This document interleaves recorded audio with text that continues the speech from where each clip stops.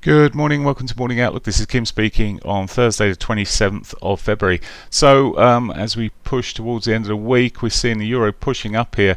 It probably didn't help that we've seen Trump's speech last night. The virus there may be an unconfirmed, traced connection in the US.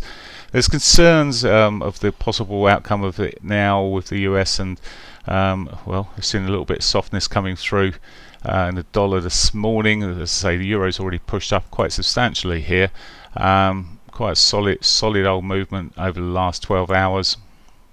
Last 8 hours, and we're in one of those green bars at the moment, so eight and a bit hours, pushing up quite strongly at the moment. Already done sort of a normal daily range, etc.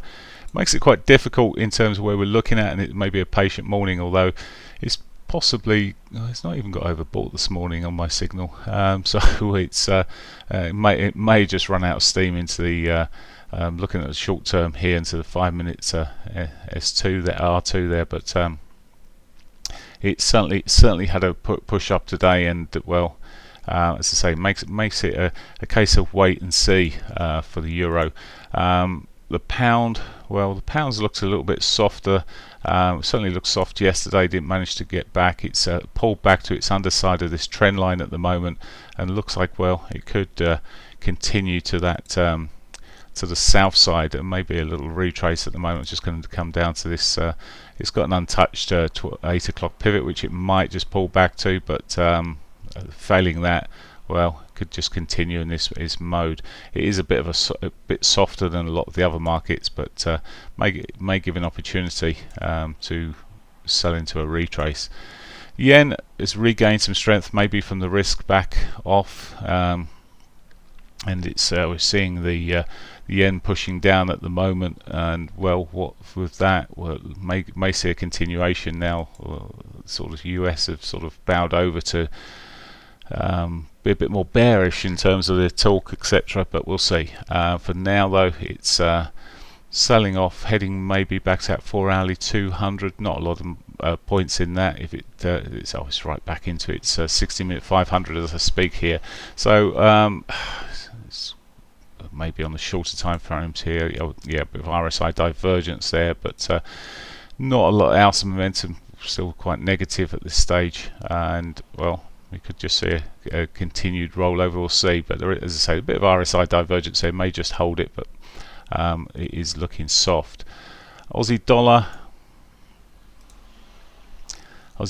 bit of a bounce through the Asian session here, and just into its 4 hourly 8, back into its 4 hourly 8. Has it got more legs? Potentially. It's again it's certainly looking a lot better than the pound, for example, and more in line with what the sort of price action on the euro there. So still potential upside at this stage. Higher low put in there, but we'll see how it reacts beyond this daily pivot. And finally, the Canadian dollar. More pretty much the same there. It's continued pushing through here, softening. It's just like the pound. It's a bit softer, maybe against the dollar, and looking like it wants to continue pushing up. It has got an untouched daily pivot below, which if it does sell off, that may become a target, or maybe even a retracement back towards its 60-50 or something like that. Okay, that's pretty much it for this morning. In terms of news today, there's not a great deal.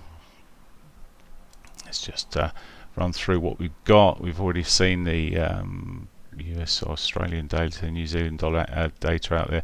The Aussie data wasn't particularly good there, although the Aussie's running anyway. Aside of that, we're looking at 130, so durable goods, US durable goods, that's pretty much it, and the prelim GDP. So that's the second GDP reading, the prelim. So we get the advanced, the prelim, second GDP reading. That's it for today. Not much else there. Have a great day. Bye for now.